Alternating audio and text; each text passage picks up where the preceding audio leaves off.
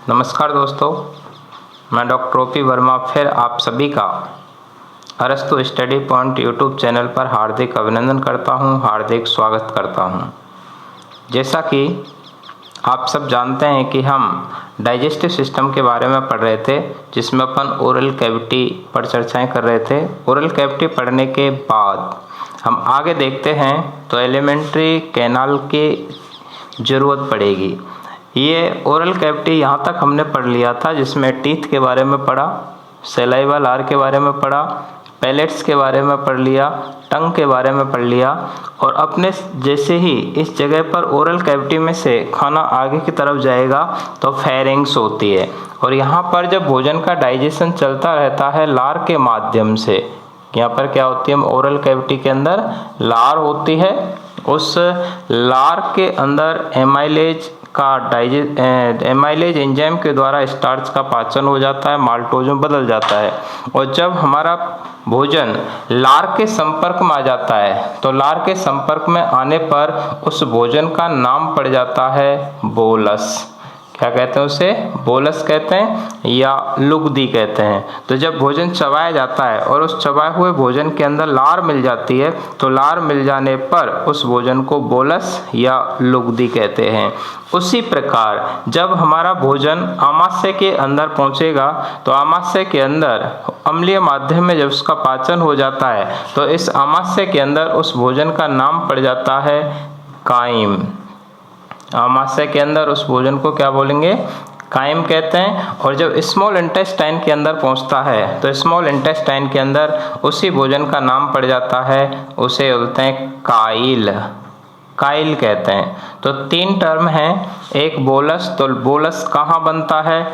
Oral cavity के अंदर। Oral cavity के अंदर जब भोजन चबाया जाता है उसमें लार मिल जाती है तब उसे बोलते हैं बोलस। और स्मॉल इंटेस्टाइन में बोलते हैं काइल, और स्टमक आमाशय के अंदर भोजन को बोलते हैं काइम। काइम के नाम से जानते हैं इसे। अपन ने ओरल कैविटी पढ़ी, लार में पढ़ी, उसके बाद फिर ग्रसनी भी पढ़ लिया था। ग्रसनी के अंदर आपने 4 छिद्रों के बारे में चर्चाएं की।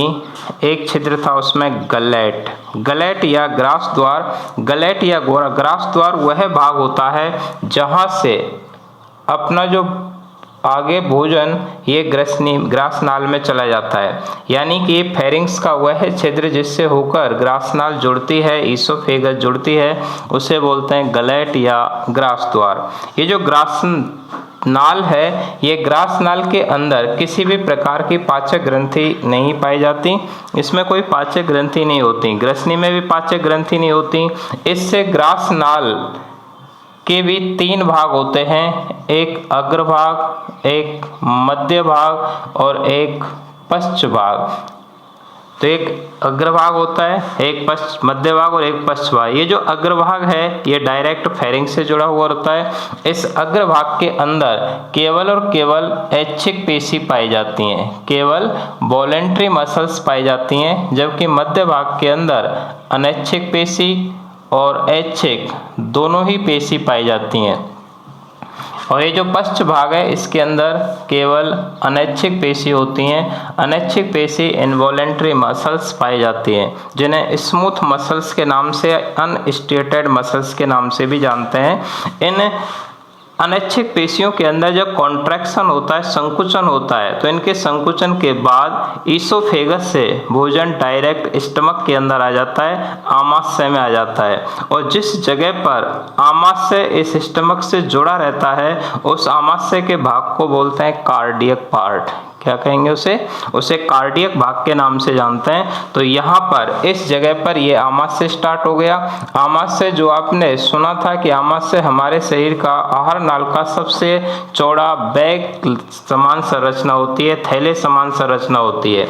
इस जगह पर जैसे ही खाना आगे आमाशय में जाकर के गिरता है तो आमाशय के अंदर इस जगह पर वाल्व पाया जाता है, उस वाल्व को बोलते हैं कार्डियक वाल्व।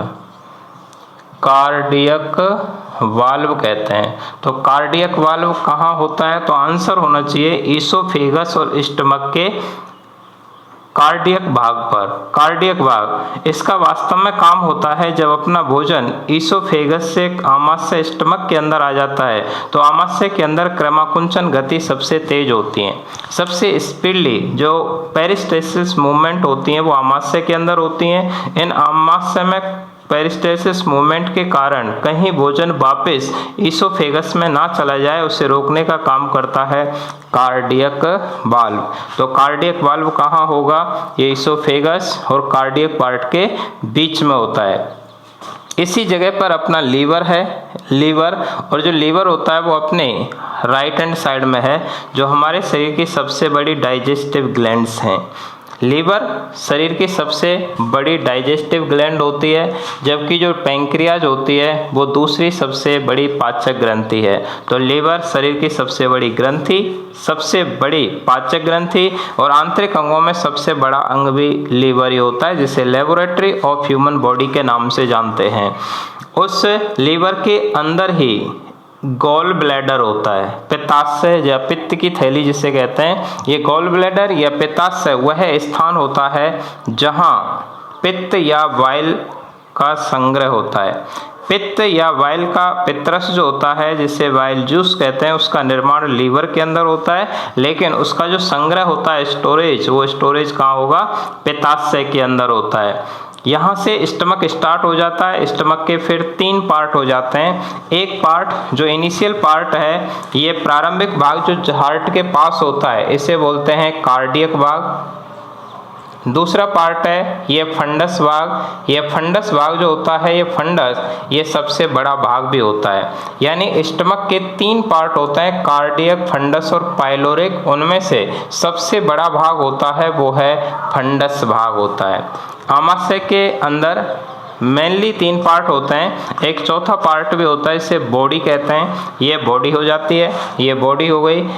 तो ये 3 पार्ट हैं। लेकिन जो जुगाली करने वाले जानवर होते हैं उनके स्टमक के अंदर 4 चैम्बर भी पाए जाते हैं।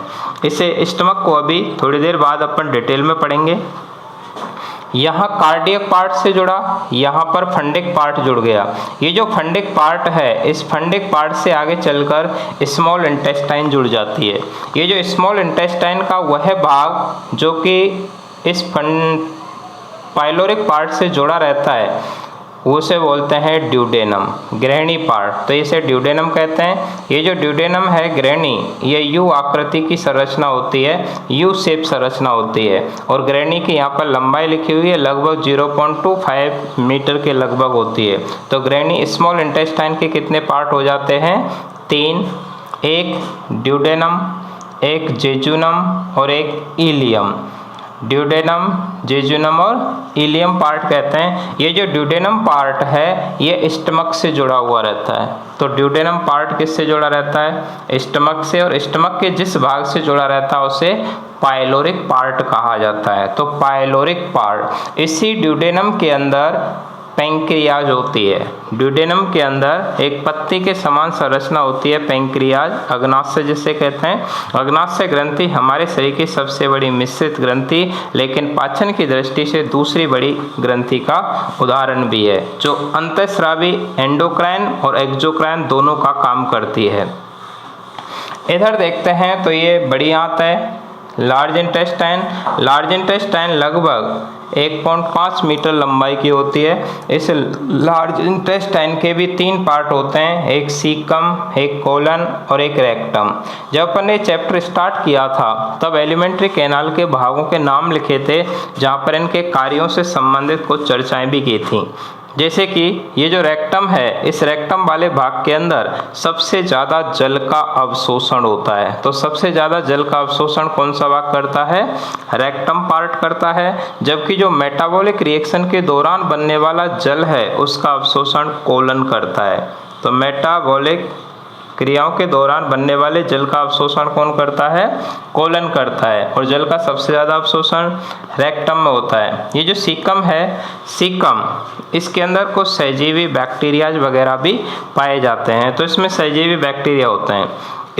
इस एलिमेंट्री कैनाल का अंतिम भाग होता है एनस या गुदा। तो आरनाल का प्रारंभिक भाग तो क्या कहलाता है? मुख कहलाता है। और अंतिम भाग क्या कहलाता है, एनस कहलाता है। इस आहार नाल के अंदर पहला पार्ट मुखगुआ, दूसरा फेरिंग्स, फिर ईसोफेगस, और ईसोफेगस के बाद स्टमक जुड़ा रहता है जिसे उदर कहते हैं। और स्टमक के भी 3 पार्ट होते हैं, जो ईसोफेगस से जुड़ता है उसे कार्डियक भाग कहते हैं, और जो स्मॉल इंटेस्टाइन के ड्यूडेनम पार्ट से जुड़ा रहता है उस स्मॉल इंटेस्टाइन के ड्यूडेनम पार्ट से जुड़ने वाले भाग को बोलते हैं पाइलोरिक। ये जो स्टमक है, इस स्टमक के भी 3 पार्ट हो जाते हैं, एक कार्डियक, एक फंडिक और पाइलोरिक। तो इसे अपन अब डिटेल में देखते हैं स्टमक को, क्योंकि ईसोफेगस से रिलेटेड तो कोई ज़्यादा क्वेश्चंस नहीं बनते। ईसोफेगस सबसे लंबी ये जिराफ के अंदर होती है, इसके अंदर कोई पाचन की क्रिया नहीं होती। ईसोफेगस के अग्रभाग में ऐच्छिक पेशी होती हैं, पश्च भाग के अंदर अनैच्छिक पेशी होती हैं। अनैच्छिक पेशियों में जैसे ही कॉन्ट्रैक्शन स्टार्ट हो जाता है तो कॉन्ट्रैक्शन स्टार्ट होते ही सामान्यतया यहाँ से भोजन स्टमक के अंदर चला जाता है। तो अपन डिटेल में पढ़ते हैं स्टमक या आमाशय को।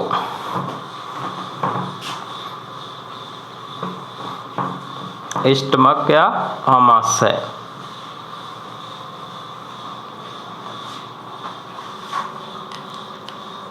आमाशय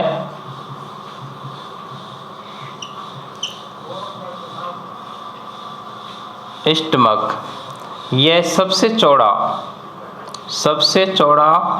थैला समान भाग होता है, सबसे चौड़ा थैला समान भाग होता है। और जो स्टमक है यहाँ पर ध्यान रहे कि सबसे ज़्यादा प्रोटीन का सर्वाधिक पाचन होता है, सर्वाधिक पाचन। तो प्रोटीन का सबसे ज़्यादा पाचन कहाँ होता है, स्टमक में, जबकि फैट का सबसे ज़्यादा पाचन होता है वो स्मॉल इंटेस्टाइन के अंदर होता है। अभी अपन ने जो फोटो देखा उस फोटो को मैं दोबारा बनाऊं,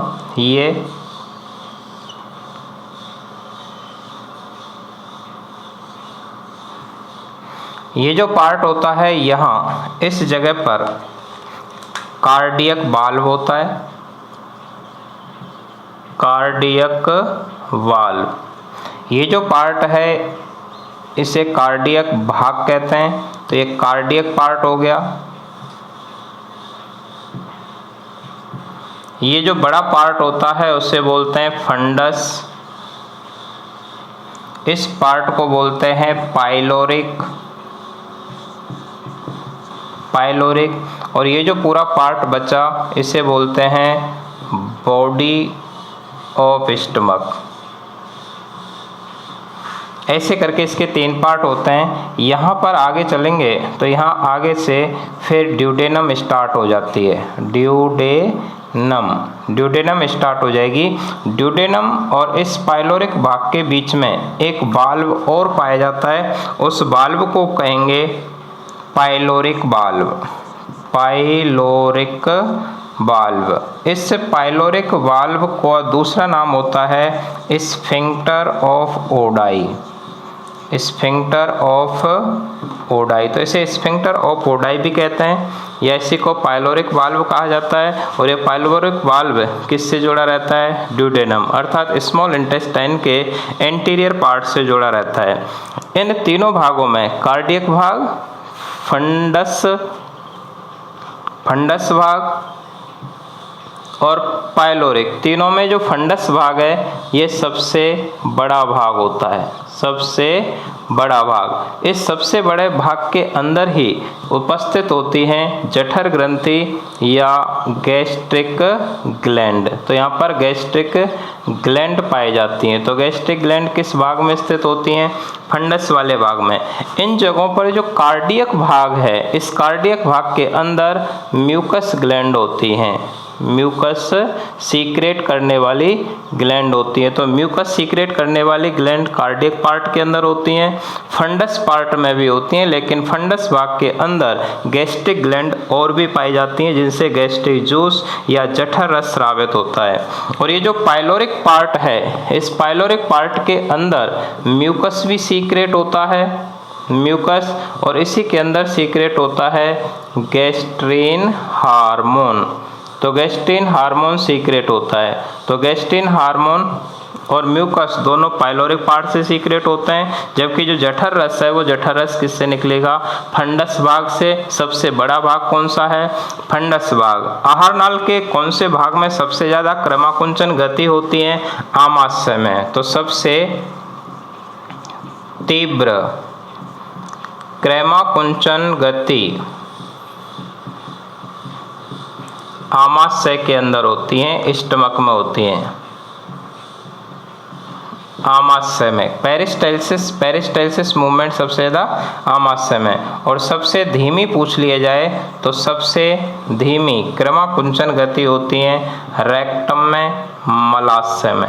तो सबसे तेज आमाशय में और सबसे धीमी कहाँ होती है?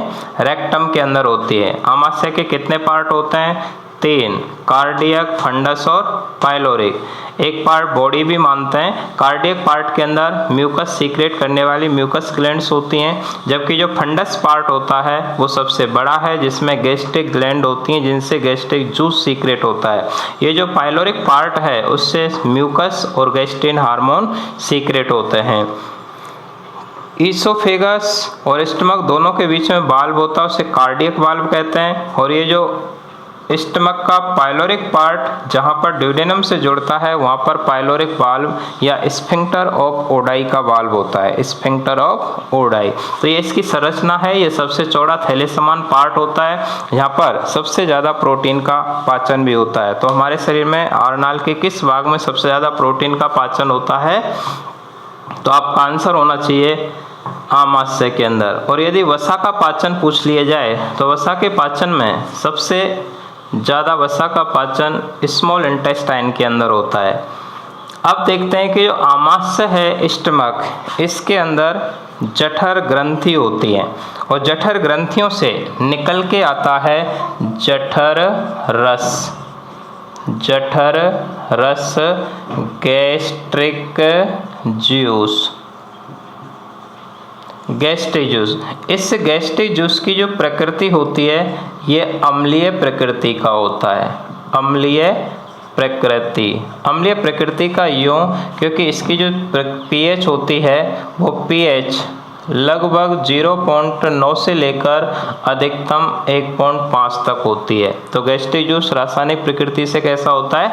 अम्लीय होता है। इस गैस्ट्रिक जूस के अंदर विशेष प्रकार के पाचक एंजाइम्स भी पाए जाते हैं तथा HCl पाया जाता है, हाइड्रोक्लोरिक अम्ल होता है। हाइड्रोक्लोरिक अम्ल के अलावा पेप्सिन एंजाइम पाया जाता है। कौन सा एंजाइम?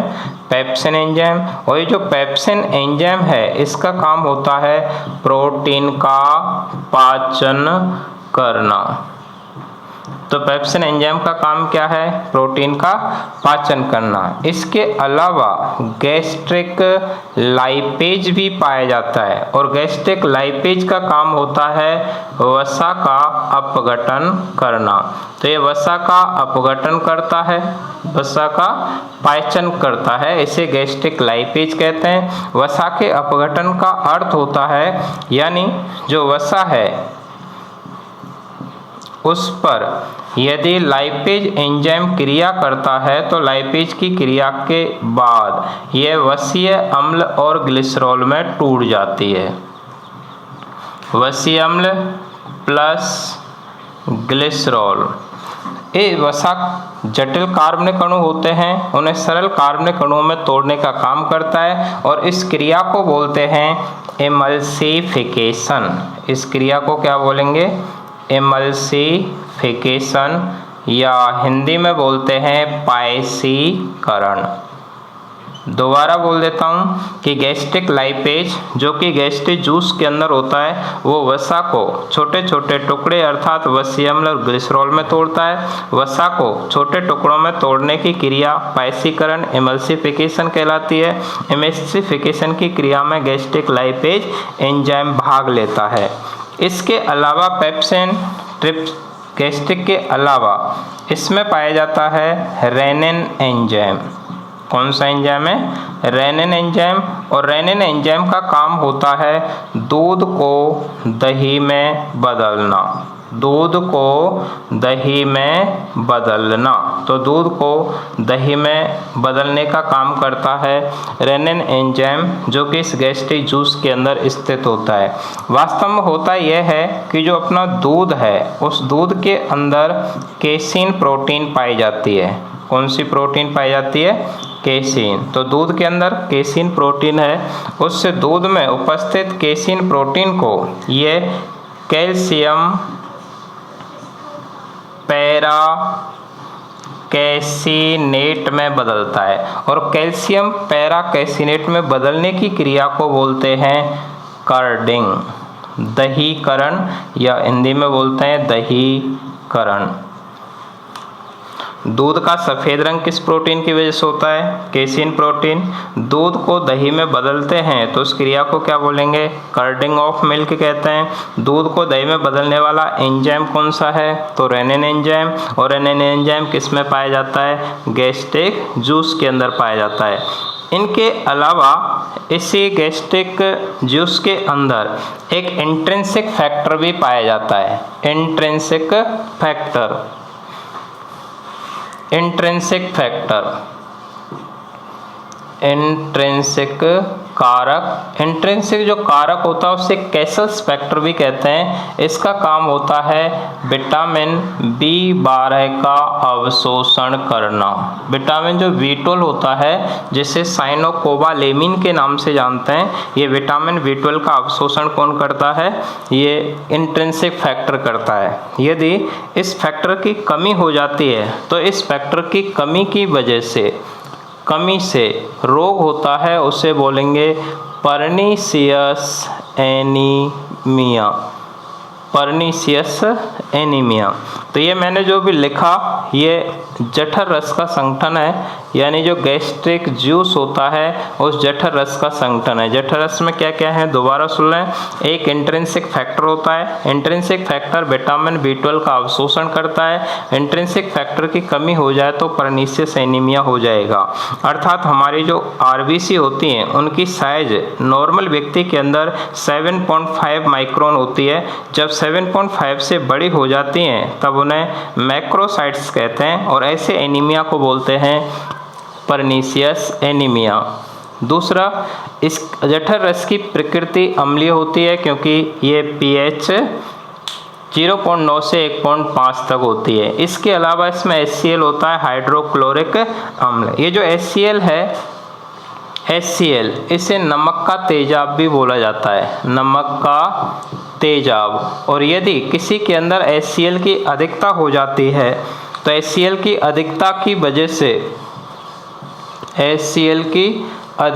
वजह से एसिडिटी हो जाती है। तो HCl की अधिकता हो जाए तो क्या होगा? एसिडिटी होगा। एसिडिटी किसकी अधिकता को बताती है? HCl। जिसे कम करने के लिए जिन केमिकल्स का उपयोग करते हैं उन्हें एंटासिड कहते हैं। एंटासिड प्रति अम्ल, जैसे कि बेकिंग सोडा हो सकता है, या इनोसाल्ट्स हो सकते हैं, या फिर मिल्क ऑफ मैग्नीशिया हो सकता है। तो मिल्क ऑफ मैग्नीशिया है, इनोसाल्ट हैं, ये सब ऐसे पदार्थ होते हैं जो एसिडिटी को क्या करते हैं? कम। ऐसे पदार्थों को एंटासिड कहते हैं, और एसिडिटी का कारण होता है HCl की अधिकता। एक होता है जठर रस में पेप्सिन एंजाइम, यह प्रोटीन का पाचन करता है। एक होता है गैस्ट्रिक लाइपेज, ये वसा का अपघटन करता है, और वसा जैसे ही टूटती है तो वसीय अम्ल, फैटी एसिड्स और ग्लिसरॉल बनते हैं। इसमें टूटने की क्रिया को एमल्सिफिकेशन या पायसीकरण कहा जाता है। और जब दूध से दही बनता है तो उसमें रेनिन एंजाइम काम आता है। दूध के सफ़ेद रंग का कारण होता है केसीन प्रोटीन। तो दूध का सफ़ेद रंग किसकी वजह से होता है? Casein protein. जबकि दूध के मीठेपन का कारण होती है लैक्टोज शर्करा, अर्थात लैक्टोज शर्करा। जब दही बनता है तो लैक्टिक एसिड आ जाता है। ये जो जठर रस है, ये जठर रस जिन सेल से सीक्रेट होता है उन्हें गैस्ट्रिक सेल्स कहते हैं। जैसे हमारे स्टमक के अंदर जो फंडिक पार्ट होता है, उस फंडिक पार्ट के अंदर कुछ सेल्स पाई जाती हैं स्पेशल प्रकार की, तो जठर सेल या जठर ग्रंथि। एक होती हैं चीप सेल, या इन्हीं को बोलते हैं पेप्टिक सेल, या इन्हीं को बोलते हैं जाइमोजन सेल के नाम से जानते हैं। तो जो चीफ सेल या पेप्टिक सेल या जाइमोजन सेल्स जो होती हैं, इनसे दो पदार्थ निकलते हैं। एक पदार्थ निकलता है पेप्सिनोजन,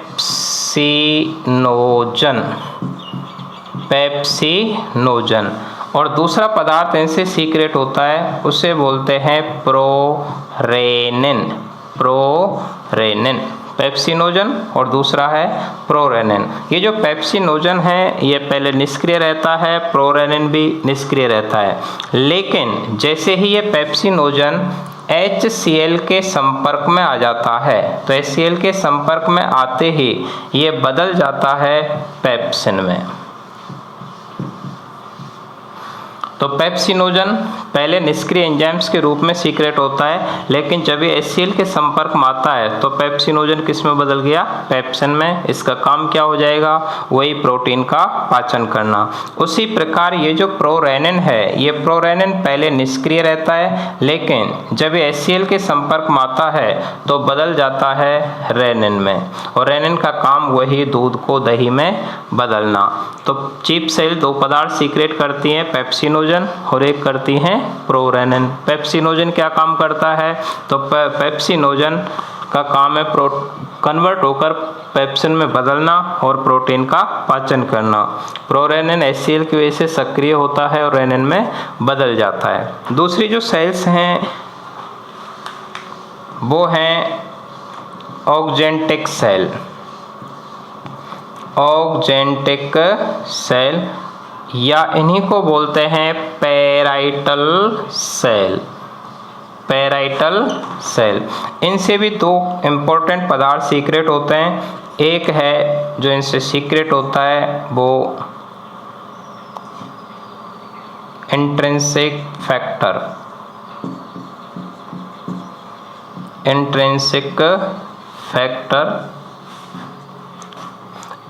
फैक्टर जो आपने पहले लिख भी लिया है। इंट्रिंसिक फैक्टर का काम होता है विटामिन B12 का अवशोषण करना। तो जो भी अपन ने ऊपर लिखा था विटामिन B12 का अवशोषण करता है इंट्रिंसिक फैक्टर, ये ऑक्जेंटिक या पैराइटल सेल से सीक्रेट होता है। और दूसरा इनसे सीक्रेट होता है HCl स्रावित होता है। तो HCl का सीक्रेशन भी कौन सी सेल से होता है? ऑक्जेंटिक या पैराइटल सेल से। ये जो HCl है इसको लास्ट बार फर्स्ट ग्रेड के पेपर में पूछा भी गया था। वैसे पूछने का तरीका था कि जो HCl है वो कौन सी सेल से सीक्रेट होता है। लास्ट बार जो रीट लेवल 2 वालों का एग्जाम हुआ था उसमें भी एक क्वेश्चन पूछा गया था कि जठर रस में कौन कौन से एंजाइम्स होते हैं। तो जठर रस के अंदर गैस्ट्रिक लाइपेज होता है, उसके अंदर पेप्सिन एंजाइम होता है और उसके अंदर रेनिन एंजाइम पाए जाते हैं। ऐसे ही इंट्रिंसिक कारक की कमी हो जाए तो कारक की कमी की वजह से क्या हो जाएगा? तो आपका आंसर होना चाहिए परनीसियस एनीमिया, क्योंकि विटामिन B12 की कमी हो जाएगी जिससे हमारी जो RBC हैं वो साइज में बढ़ जाती हैं, उसी को परनीसियस एनीमिया कहा जाता है। ये जो HCl है इस HCl के कार्य देखते हैं अब। तो HCl के मेनली 3 काम होते हैं। HCl के मेनली 3 काम हैं। पहला कार्य है भोजन को सड़ने से बचाना।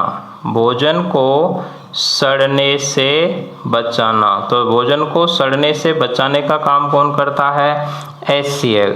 दूसरा काम होता है जो निष्क्रिय एंजाइम्स होते हैं उन निष्क्रिय एंजाइम्स को सक्रिय करना। जैसे अभी सक्रिय करना, जैसे आपने अभी देखा था प्रोरेनिन को रेनिन में बदलता है और पेप्सिनोजन को पेप्सिन में बदलता है। और इस तीसरा काम होता है अम्लीय माध्यम प्रदान करना।